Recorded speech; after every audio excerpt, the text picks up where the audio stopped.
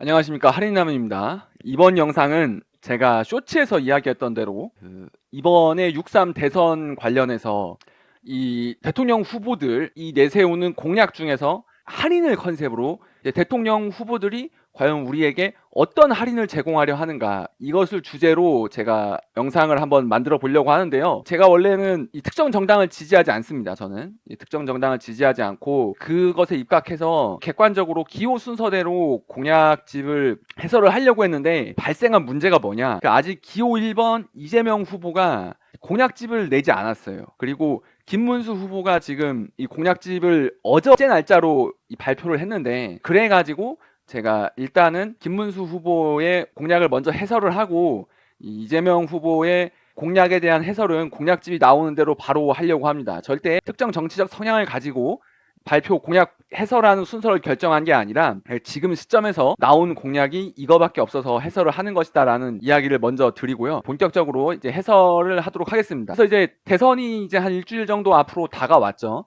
그리고 각각의 후보들은 이제 저마다의 정책들을 내세우고 있는데요. 제가 지금 이 김문수 후보의 공약집 중에서 이 중앙 정책만을 가지고 왔는데, 이게 전체가 한 20페이지 정도, 그러니까 이 PDF 파일로 한 220페이지 정도 되는데, 이게 단면으로 치면 한 400페이지 정도 되고요. 이게 중앙 정치에 관련된 거고, 지방의 특성화 공약도 한 100페이지쯤 돼요. 그래서 뭐 관심 있으신 분은 한 번쯤 보는 것도 나쁘진 않은데요. 어쨌건 제가 일단 간단하게 해설을 해드리도록 하겠습니다. 먼저 오피스텔 관리 투명화로 입주민의 권리를 보호하겠다. 그러니까 이게 지금 우리가 이제 관리비가 다 각각 제각각이고 뭐 특별하게 기준이 없어서 이게 좀 많은 문제가 되고 있죠. 그래서 이제 관리비를 표준화하고 회계 투명성을 확보하겠다라는 공약을 내세운 거예요. 그래서 뭐 고시로 관리비 기준 표준 항목을 제정해서 자의적 분류를 차단하겠다는 거죠. 이게 사실 이게 이제 이 관리비 문제가 됐었어요. 이슈화 되었었죠. 간단한 문제는 아니지만 이게 중앙의 통제가 한 번은 필요하긴 했어요. 왜냐하면 워낙 이게 중구난방이고 또 탈세에도 악용되는 경우가 있어서 반드시 한번 짚고 넘어가야 되는 문제였는데, 역시나 공약이 나왔죠. 그리고 이제 그 외 추가적으로 보면은 관리비 부당 부과에 대한 신고하고 신고자 보호 및 포상제도를 도입한다. 뭐 예방 교육 실시하겠다 이런 건데, 그 실효성 문제는 나올 수밖에 없어요. 그러나 이렇게 공약으로 들어가는 것 자체가 의의가 있습니다. 이게 관리비 할인으로 이어질 거예요. 왜냐하면은 어쨌거나 공약집이라는 거는 그 사회의 문제를 종합적으로 분석해서 내놓는 거거든요. 그러니까 우리가 이제 정치하는 걸 보면은 의원들이 이제 뭐 저자들이 과연 국민의 대표가 맞냐, 이제 이런 의심을 하는 게 당연한 거고, 이 후보들이 와서 얘기하는 거 보면 와, 저 사람이 대통령 후보라고 진짜 참담하다 하지만, 이런 공약을 만드는 사람들은 그렇게 막 호락호락하진 않아요. 그래서 이런 문제를 잘 체계적으로 분석하고 공약을 만든다라는 거예요. 그래서 이게 특정, 그러니까 유력 정당의 후보의 공약에 들어갔다라는 것 자체만으로도 이게 사회 문제로 인식이 되고 있다라는 겁니다. 이거는 분명히 가부간에 할인이 될 거예요. 이건 할인 될 거라는 이야기를 드리고요. 그 다음에 이것도 보면은 주택연금 규제를 완화하겠다. 그래서 이제 실거주 의무 폐지하고 뭐 귀중 실버스테이 뭐 거주 폐지하고, 그 다음에 뭐 주택연금 상품 지원하겠다. 양도세 세액 공제를 확대하겠다 이런 거죠. 그래서 이것도 어쨌거나 이제 국민의힘이 약간 그 주요 지지 타겟층이 장년층이 많잖아요. 그래서 장년층한테 표심을 호소하는 이 공약을 내놓은 거죠. 그 다음으로 배우자 상속세를 폐지하고 유산 취득세 방식으로 합리화하겠다 해서 이제 배우자 간 상속세를 폐지하고 이중과세를 방지하겠다. 이것도 이제 조금 뭐 이야기가 이거 뭐 갑론음박이 있을 수 있는데, 그래도 어찌됐거나 이 문제를 제기하는 사람들이 있다는 거죠. 상류층들이 상속세를 가지고 이제 장난을 친다든지 이런 거는 문제가 되지만, 일반 서민들한테도 이제 상속세는 좀 부담이 되는 부분이 사실이죠. 특히나 이제 남편이 죽었는데 아내가 이제 뭐 상속을 받아야 되는데, 이제 이걸 가지고 이제 상속세를 떼버리고 나면은 생각보다 돈이 많이 안 남거든요. 이제 그런 문제를 해결하려고 하는 것 같아요. 그리고 이제 인적 공제도 확대해서 현행 5억에서 10억으로, 자녀 공제도 5천만 원에서 4억으로, 이거는 좀 대폭 상향하는 거죠. 그러니까 이것도 이제 어떤 문제점을 가지고 있는 거냐면, 이게 이 주택 문제와 연결이 되는 거죠. 왜냐하면은 그러니까 우리나라 같은 경우에는 이제 아직까지 뭐 좋은 풍습이라고 할 수는 없지만, 이 자녀가 결혼을 할 때 부모가 이제 전세 자금이라든지 주택 마련하는 자금을 이제 마련해 주는 경우들이 많죠. 근데 그때 이제 집값이 현재 너무 올라가지고 이 상속 그러니까 인적 공제를 못 받으면은 이게 비용 문제가 발생하니까 이거를 해결하기 위해서 탈세하는 방법들이 막 연구되고 있거든요. 그래서 그런 부분에 있어서 이걸 좀 완화해 주려고 하는 것 같아요. 그래서 예, 그런 정도가 되는 거고, 그리고 이제 이거는 ISA는 이게 좀 이제 지금 정부에서 약간 밀었던 건데, 저도 이제 현직에 있을 때 몇 번 기사를 썼었는데, 이 IS 납입 연도라든지 이거를 이제 비과세 한도를 좀 올려주겠다. 그리고 납입 한도가 뭐 4천만 원, 비과세 한도가 연 1천만 원인 국내 투자형 ISA를 신설하겠다. 그러니까 이게 여기에 이 계좌를 통해 투자를 하면은 이제 세금을 매기지 않는 건데, 이게 투자 활성화 방법으로 그러니까 이게 본격적으로 나온 건 몇 년 됐고 좀 이제 정착을 하려고 하는데, 그러니까 투자 활성화 정책의 일환이에요. 그래서 이것도 이제 이런 방식으로 하려고 하는 거고, 근로소득세 기본공제를 상향해서 2만 원 상향해 주겠다. 이것도 이제 세금 할인에 들어가는 거죠. 세금도 할인된다. 세금을 할인하는 거죠. 그리고 뭐 소득세, 물가연동제, 뭐 그리고 뭐 이 신혼부부한테 어필할 수 있게 육아용품 등 부가가치세 면제 확대. 이거는 좋은 제도죠. 이거는 뭐 이거는 평가해 줄만 하죠. 이런 거는 굿하죠. 이런 거는 굿하고, 그다음에 이거는 왜 예체능 학원비만 이러는지 모르겠어요. 그러니까 이거는 이제 어떤 게 있는 거냐면, 사실 예체능이라고 하면은 이제 주요한, 그러니까 초등생이 많이 가는 학원이 뭐 태권도, 제일 많죠. 태권도가 뭐 이런 게 많이 가니까 일단은 이 부분부터 좀 어떻게 해보겠다라는 거예요. 근데 이게 왜 예체능만 들어갔는지는 모르겠어요. 이거 분명히 뭔가 계산이 있을 텐데, 그거는 이제 좀 더 자세하게 알아봐야 되는 사항이라서 일단은 좀 넘어가도록 하겠습니다. 그리고 이 퇴직연금과 개인연금 세부담 줄여주겠다고 하는 거고요. 퇴직연금이나 개인연금은 장기 수령한 사람에게 뭐 10년 미만 10년 초과하면 40% 감면하고, 뭐 연금 형태로 종신수령시 연금 소득세 인하하는 공약도 나온다는 거고요. 그러니까 이 지역경제 활성화라고 해서 이 다주택 중과 폐지로 똘똘한 한 채 집중을 해소하겠다. 그러니까 이게 근데 어떤 내용이 들어가는 거냐면, 이제 소위 말하는 이제 똘똘한 한 채 강남 혹은 지방의 주요 지역의 집값 상승을 견인할 수 있는 거예요. 그래가지고 이제 다주택 중과를 폐지하겠다. 예를 들어서, 그러니까 문제가 있는 거냐면, 뭐 한 채에 10억짜리 vs 2억 플러스 2억, 이제 이런 경우에 이제 문제가 발생해 버리는 거죠. 이건 한 채니까 뭐 세금을 많이 부과하고, 이건 2억짜리인데 다주택이니까 세금을 많이 얻고, 이제 이런 이제 문제가 생기는 게 이제 좀 지적이 있었어서 이제 이 부분을 좀 보완해 보겠다라는 거예요.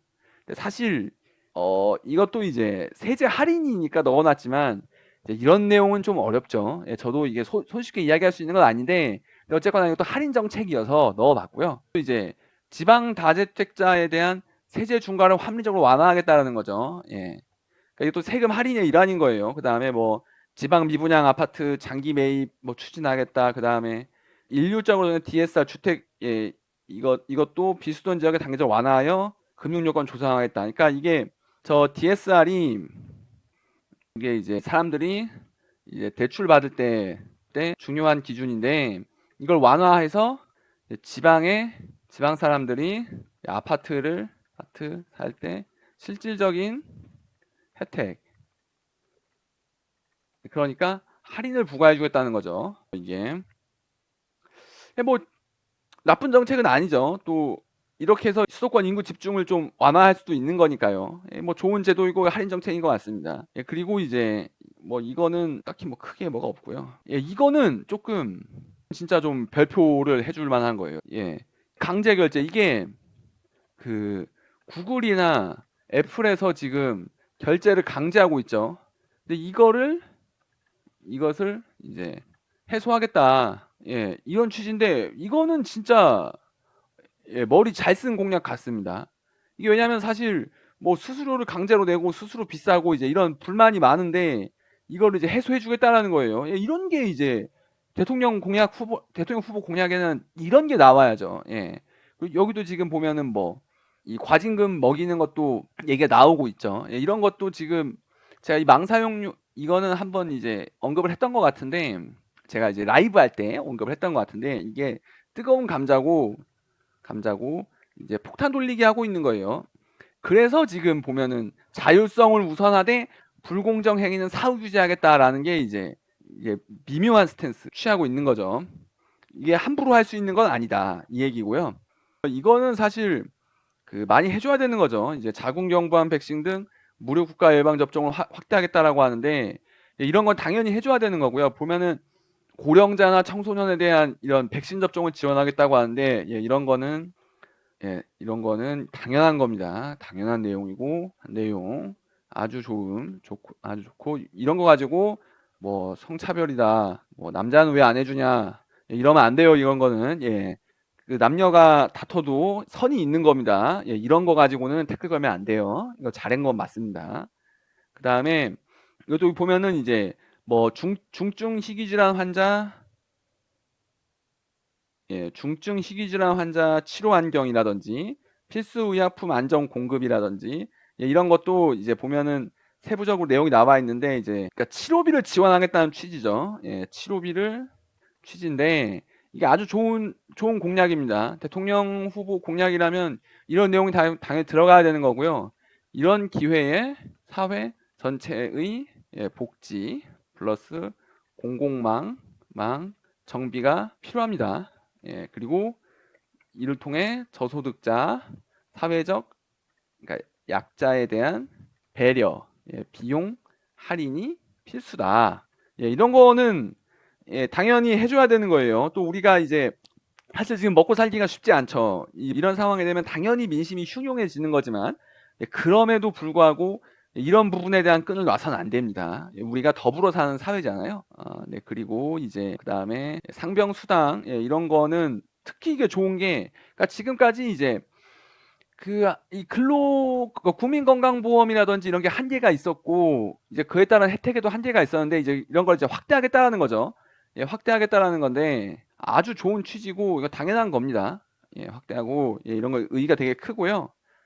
그다음에 특히 이제 돈 없어서 장기 이식 못 받는 경우들이 꽤 있는데 이건 사실 이건 쉽지 않죠. 이건 어려운 문제지만 장기 기종 활성화는 어려운 문제지만 이식 비용을 줄이는 거는 사회에서 할 수 있죠. 왜냐하면 장기는 숫자가 모자란 거고 이건 당연히 힘들다. 하지만 비용은 해주는 게 맞다 이거죠. 비용은 지원해주다 이거죠.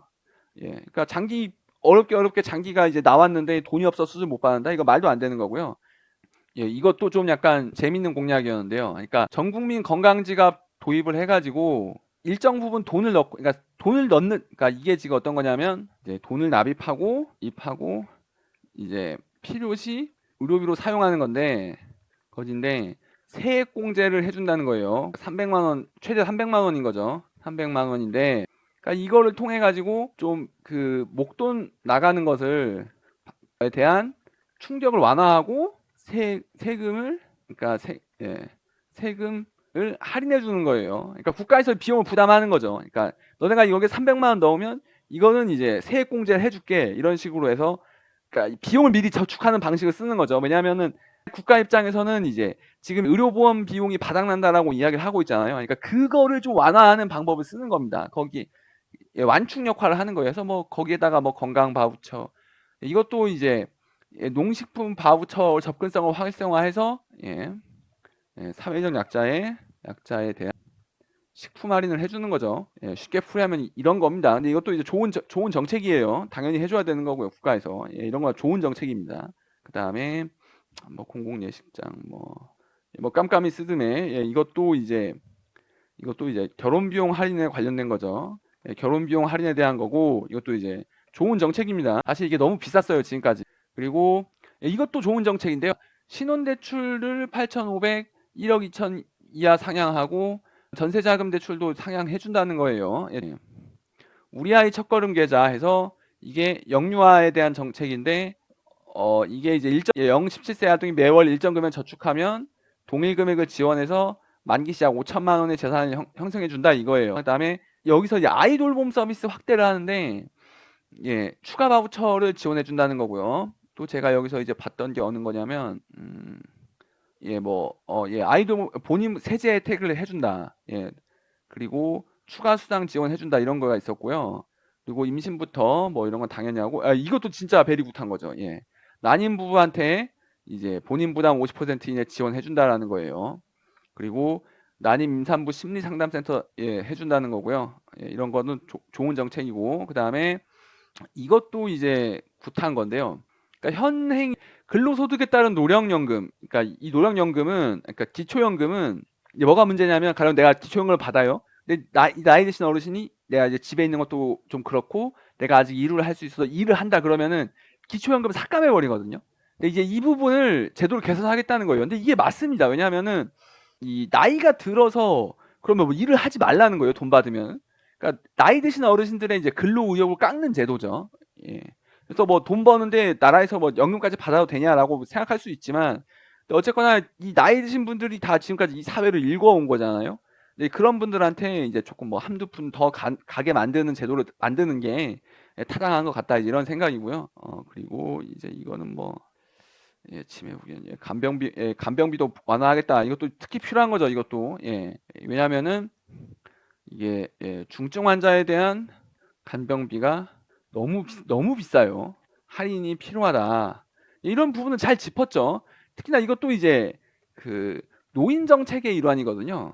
그러니까 이제 국민의힘의 지지층이 중장년층이 많다는 점에서 이게 이제 노인 정책이 될 수도 있고, 또 이 노인을 부모로 둔 이제 젊은 자녀들한테도 혜택이 될 수 있죠. 그래서 이게 좋은 제도입니다.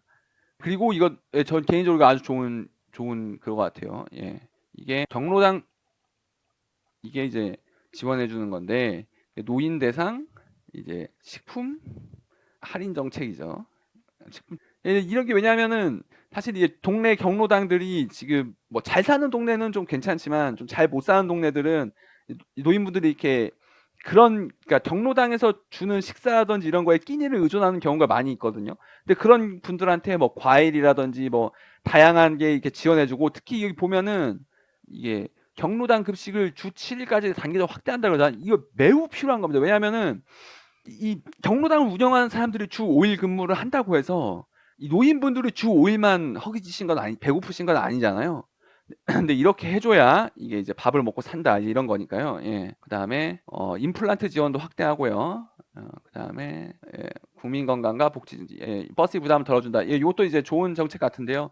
65세 이상 어르신 대상으로 버스 무임 승차 제도를 도입하겠다, 이거죠. 이것도 이제 좀 논의 대상이 될 수 있는데, 근데 이것도 이제 어찌됐거나 의의가 있다는 겁니다. 해서 제가 지금 이 김문수 후보의 정책에 대해서 한 20개, 30개 정도로 훑었는데, 이 전체 공약 중에서 대강의 할인 정책, 그러니까 할인이라는 것을 포커스로 맞췄을 때 나오는 정책은 대략 이 정도고요. 뭐 그 외에도 뭐 추가로 또 언급되는 부분이 있으면 간략하게라도 제가 한 번씩 설명을 드리겠다는 이야기를 끝으로 이번 영상을 마치겠습니다. 그래서 청취해 주셔서 감사하고요. 이상 할인남이었습니다.